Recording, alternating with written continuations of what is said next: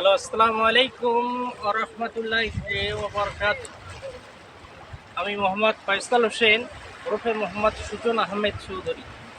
আমি এই মুহূর্তে বাংলাদেশের পর্যটন কেন্দ্রগুলোর মধ্যে অন্যতম একটি কুয়াকাটা সমুদ্র সৈকতে।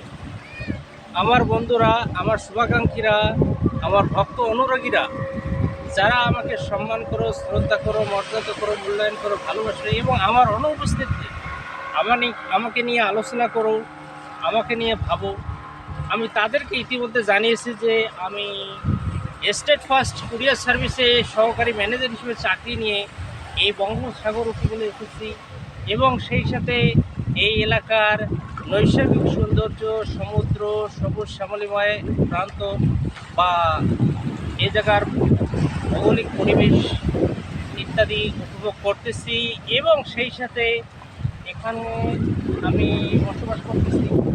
যাই হোক, আমি বরাবরের মতো আবারও সমুদ্র সৈকতে আসলাম এবং আমি ভাবলাম যে যেহেতু আমি এই অঞ্চলে থাকি, একটা কোম্পানিতে চাকরি করতেছি, তা যাই হোক আমি এই পরিবেশগুলো আমি ভিডিওর মাধ্যমে রেকর্ড করে রাখতেছি আমার ইউটিউব চ্যানেলে, যেখানে যদিও বা আমি এই কোম্পানিতে যদি কখনো না থাকি বা অন্য কোম্পানিতে অন্য জায়গায় কোথাও চলে যাই, তাহলে আমি এই ভিডিওগুলো একসময় আমি দেখব এবং ভাববো হ্যাঁ আমি এখানে এসেছিলাম এবং আমি কী করেছি এবং এই সমুদ্র এবং প্রাকৃতিক সৌন্দর্য। যাই হোক, আমাকে অনেক ভালো লাগছে, আমি অনেক ভালো ভালো অনুভব করতেছি। আমি এর আগেও সমুদ্র সৈকতে এসেছি এবং ভিডিও করেছি এবং তা আমার ফেসবুক বা ইউটিউব বা টিকটক চ্যানেলে আপলোড দিয়েছি যে আমার বন্ধুদেরকে দেখার জন্য। যদিও বা এটা আমার নিজের জন্য আমি ভিডিও করতেছি, কিন্তু যেহেতু আমি আমার ফেসবুক ইউটিউব চ্যানেলে এটা সংরক্ষণ করব, সেহেতু আমার বন্ধুরা এটা দেখবে, যেহেতু এটা অলরেডি ভাইরাল হয়ে যাবে। যাই হোক বন্ধুরা, আমি ইতিমধ্যে কি বলা যায়, একটা এর আগেও সমুদ্রে এসেছি, ভিডিও করেছি। তো আমি ফেসবুকে ছেড়েছি এবং সে সম্পর্কে কি বলবো, যে আমি যদিও এই বঙ্গোপসাগর এসেছি, আমি এর আগে কখনো আসিনি। আর চাকরির সুবাদে এখানে আসছি, আমি প্রাকৃতিক সৌন্দর্য দেখেছি এবং আমার জন্মভূমি জন্মস্থান থেকে সম্পূর্ণ ভিন্ন পরিবেশ জায়গায়। আমি আজ এসেছি একটু সময় নিয়ে এসেছি। তার কারণ হলো আগামীকাল ভোট, যেহেতু কোম্পানি ছুটি দিয়েছে, এই ছুটির জন্য আমি এই সমুদ্র সৈকত বেড়াতে এসেছি। যাই হোক, আমার ভালো লাগতেছে। আজকে অবশ্য পর্যটক খুব কম এসেছে, যেহেতু ভোটের জন্য তারা সবাই বাড়িতে চলে গেছে। তা আমি হাঁটতেছি এবং সমুদ্র দেখতেছি। যাই হোক, মোটামুটি সমুদ্র আজকে একটু জোয়ার ভাটা খুবই কম। আমি এসেছি 12টায়। যাই হোক বন্ধুরা, আমি আমার ভিডিও সম্পর্কে বলি। সেটা হলো এই, আমি এর আগে ভিডিও করেছি, ফেসবুকে আপলোড দিয়েছি। আমার জন্মভূমি জন্মস্থান রংপুর জেলার কাউনিয়া থানার ট্যাপংপুর ইউনিয়ন। আর আমি এখানে অবস্থান করতেছি বঙ্গোপসাগর এলাকায় কুয়াকাটা সমুদ্র সৈকতে। সেটা আমার জন্মস্থান থেকে শত মাইল দক্ষিণে। এখান থেকে ঢাকা হলো 300 কিলোমিটার বা একটু কম বেশি হবে। ওখান থেকে আমার বাড়ি হলো আরও 365 কিলোমিটার দূরে এবং ওই জায়গা থেকে এই জায়গার পরিবেশ সম্পূর্ণ ভিন্ন। যাই হোক, আমি এর আগে একটা ভিডিও ছেড়েছি, ভিডিওটা আমার বন্ধুরা দেখেছে, সেই ভিডিও সম্পর্কে কিছু বলি। আমার ভিডিওটা ছেড়েছি, আমার ভিডিওটা লাইক করেছে, কমেন্ট করেছে আমার বন্ধুরা। যাই হোক, যারা আমাকে বিদেশ থেকে লাইক করেছে, যেমন আমাকে লাইক করেছিল আমাদের ট্যাপংপুর ইউনিয়নের সাবেক চেয়ারম্যান ব্যাপারিটারি বিনোদ মাঝির নির্বাসী মরহুম আবুল কাশেম চেয়ারম্যানের বড় মেয়ে ফাতেমা আক্তার হাসি, তিনি আমাকে লাইক করেছে United state of America US থেকে। এবং আমাকে আরও লাইক করেছে আমাদের ট্যাপংপুর ইউনিয়নের চৈতরমোড় নিবাসী মোহাম্মদ রমজান, যিনি এই মুহূর্তে United state of America USA আসছে, তিনি আমাকে নিউ ইয়র্ক থেকে আমাকে লাইক করেছে। আমাকে আরও লাইক করেছিল আমাদের টেকনদুপুর ইউনিয়নের সাবেক চেয়ারম্যান নুরুল চেয়ারম্যানের বড় ছেলে আবু সাইদ, তিনি ইটালির ভিয়েনা থেকে আমাকে লাইক করেছে। আমাকে আরও লাইক করেছিল আমার বন্ধু নূর, ইউনাইটেড কিংডম ইউকে, লন্ডন থেকে, যদিও সে লন্ডন গিয়েছে। আমাকে আরও লাইক করেছে আমার বন্ধু সিরাজুল, যে সময় তো বেশি হয়ে ভালো লাগছে ভিডিও। আমার বন্ধু সিরাজুল লাইক করেছে মালয়েশিয়া থেকে, সে মালয়েশিয়া এখন চাকরি করতেছে।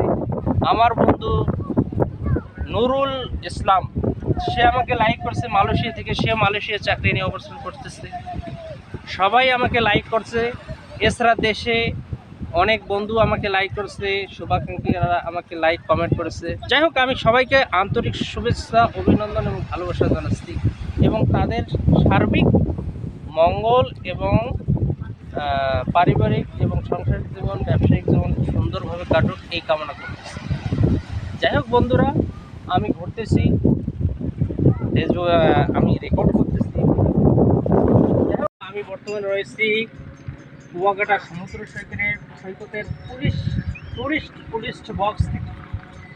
এই বক্স থেকে বাংলাদেশের যত পর্যটক এখানে আসে, সেই পর্যটকগুলোকে নিরাপত্তা নিশ্চয়তা দেওয়া হয়, এবং সেই সাথে এখানকার সার্বিক পরিবেশ পরিস্থিতি নিয়ন্ত্রণে রাখার জন্য এখানে পুলিশরা অবস্থান করে। আমিও এখানে এসেছি। যাই হোক, সমুদ্রের দৃশ্য ভীষণ ভালো লাগছে আমার কাছে। ওইদিকে দৃশ্যটা একটু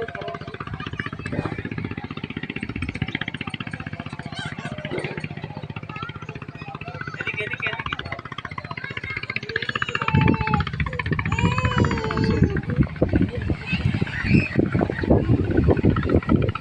এদিকে আমাকে আমি এটা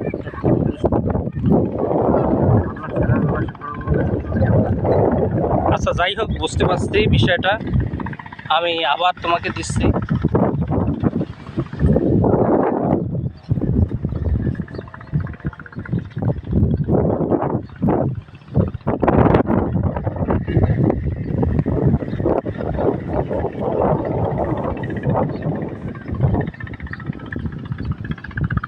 আমার বন্ধুরা, এখন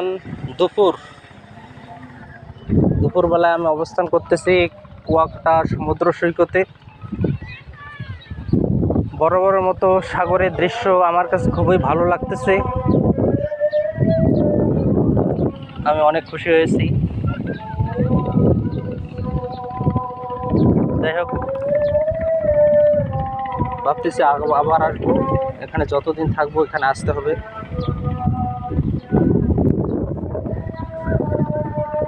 তবে আজ পর্যটক খুবই কম,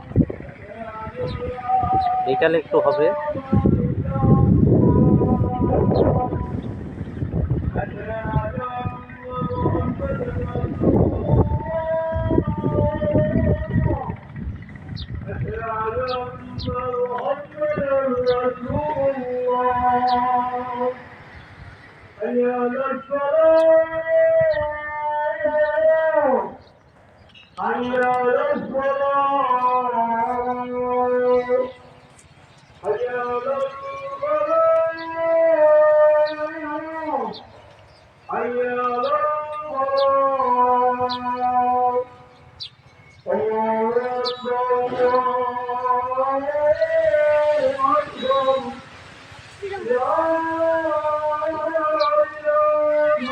সাগরের এক এক সময়ের দৃশ্য আপনি যদি সাগরে সকালে আসেন সেরকম দৃশ্য দেখবেন একরকম, দুপুরে যদি আসেন দুপুরের দৃশ্য হবে একরকম, আপনি যদি সন্ধ্যা বা বিকেলে আসেন সে সময়ের দৃশ্য হবে আর এক রকম।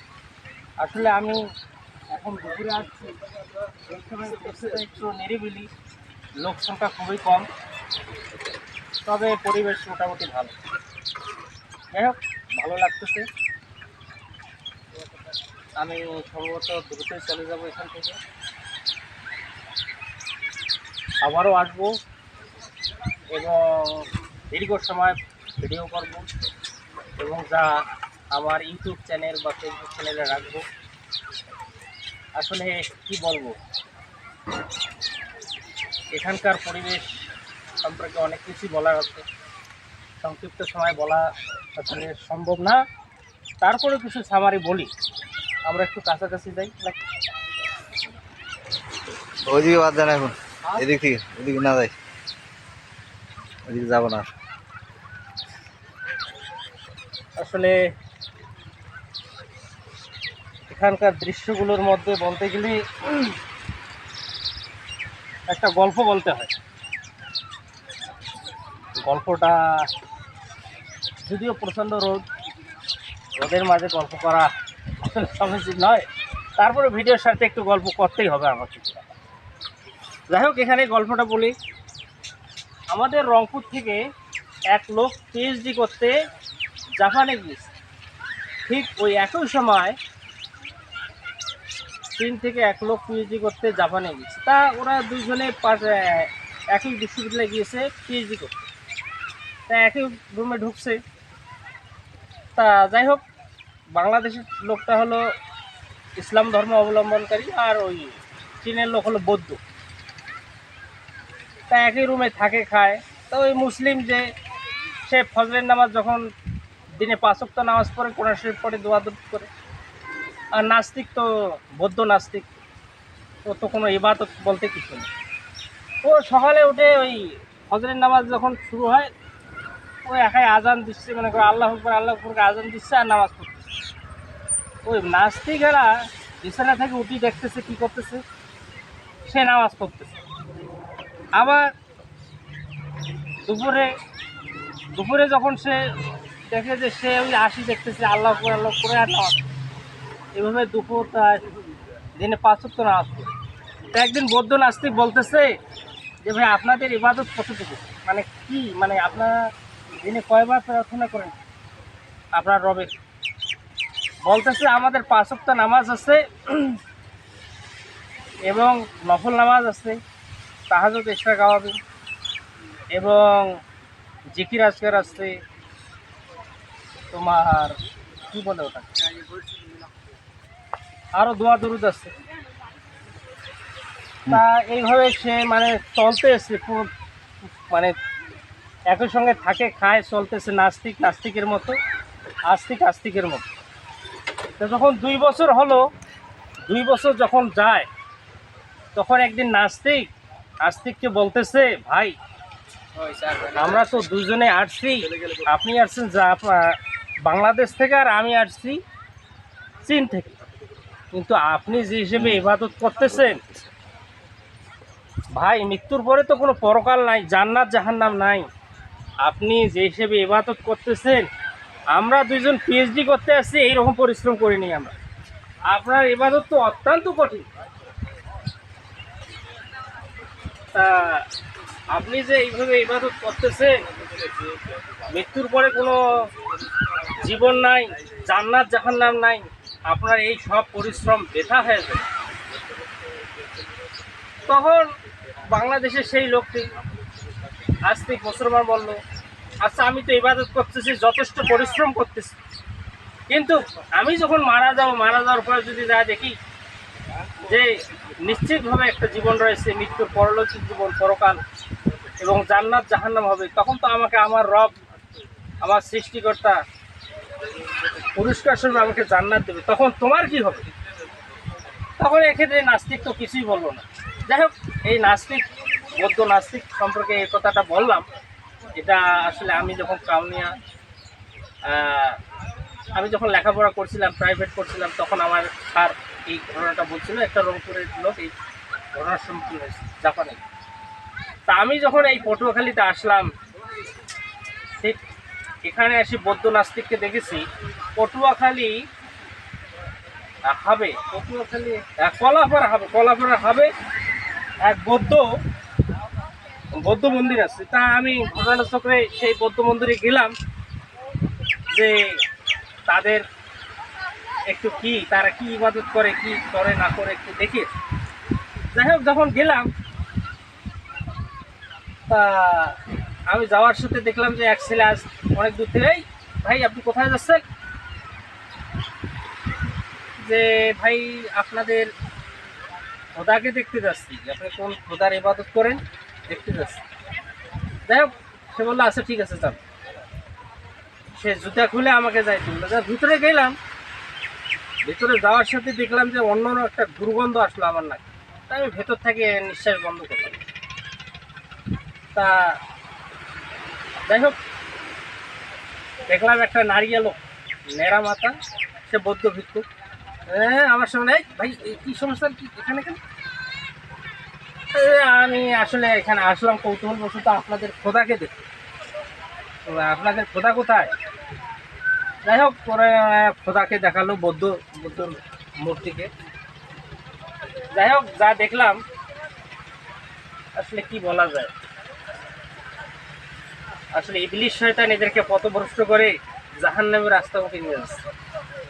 যাই হোক, এখানকার বৌদ্ধ নাস্তিকগুলোকে দেখলাম, তাদের জীবন ব্যবস্থা আসলে যারা পরকালকে অবিশ্বাস করে এবং মৃত্যুর পরে জীবনকে অস্বীকার করে, তাদের জীবন ব্যবস্থা এরকমই হবে। হালাল হারাম মানে কীভাবে চলতে হবে তার কিচ্ছু বালাই নেই। যাই হোক, আমি এই বঙ্গোপসাগর উপকূলে এসে সেই সব কথাগুলো মনে পড়তেছে, এখানকার জীবন যাপন প্রণালী, তারা কীভাবে চলে না চলে। আরও অনেক বিষয় বলার ছিল, খুঁটিনাটি কিছু বললাম। তবে এই মুহূর্তে যেহেতু বঙ্গোপসাগর এসেছি, বঙ্গোপসাগরের দৃশ্যগুলো মানে উপভোগ করতেছি। ঠিক আছে। অবস্থা, এই দৃশ্যগুলো একটু দেখে। আমার বন্ধুরা সমুদ্র খুবই বিশাল। যাই হোক, জোয়ার ভাটা ধীরে ধীরে আসতেছে। এখন আমি ভাবতেছি যে কিছুক্ষণের মধ্যে সমুদ্রে নামবো। পর্যটকরা নেমে গেছে, বাস স্পিড বোট রয়েছে। তাই এই পর্যটকগুলো একটু দৃশ্যটা ধারণ করুন। যাই হোক, এখানে হুইল চেয়ারে দৃশ্যগুলো দেখো, ওইদিকে ওইদিকে দৃশ্যগুলো দেখো, এই দৃশ্যগুলো। যাই হোক বন্ধুরা, যাই হোক, আমি আজ একটু সময় পেয়েছি, খুব ভালো লাগতেছে আমার। আমি আমি ভাবতেছি যে আমি কিছুক্ষণের মধ্যেই সমুদ্রে নামবো এবং সমুদ্রের খুবই সুন্দর হয়েছে, সুন্দর লাগতেছে আমার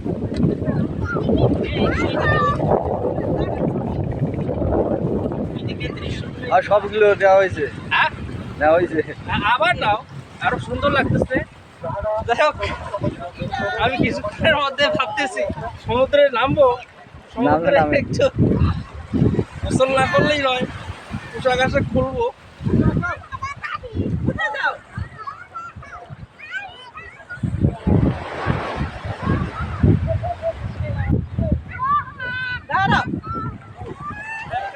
যাই হোক বন্ধুরা, এ,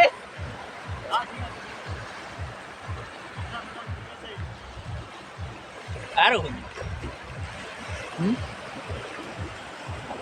আরে ওই দিকে দৃশ্যটা নেওয়া, আরে ফাঁকা ফাঁকা দেওয়া আছে।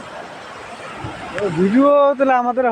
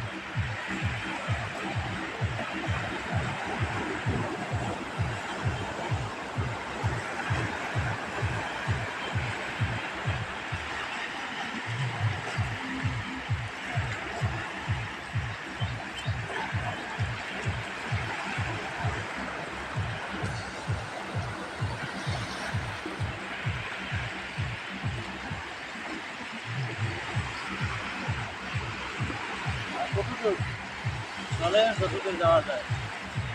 চলেন হাঁটতেই দেখেন।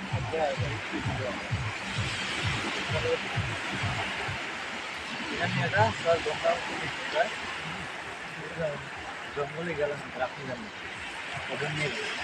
এদিকে একবারে জঙ্গলের ভিতরে ঠিক বলে হাতে থেকে অটোটা নিয়ে অটো বের করা লাগবে। বেশি 2 মিনিট হয়েছে নেন তাকিয়ে বসে রয়েছি, সমুদ্র উপভোগ করতেছি।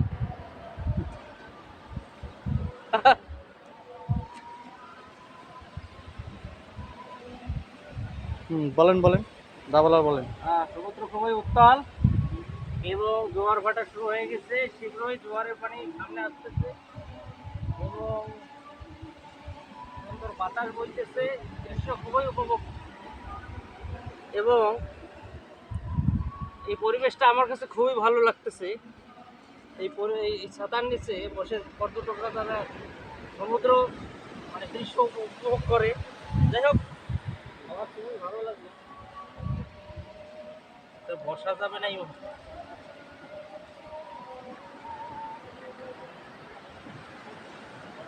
হ্যাঁ, সমস্যা কি নেন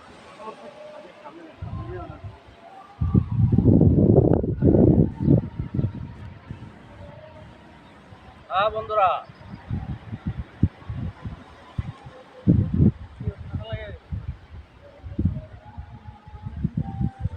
সমুদ্র খুবই উত্তাল। এই মুহূর্তটা আমার কাছে খুবই ভালো লাগছে।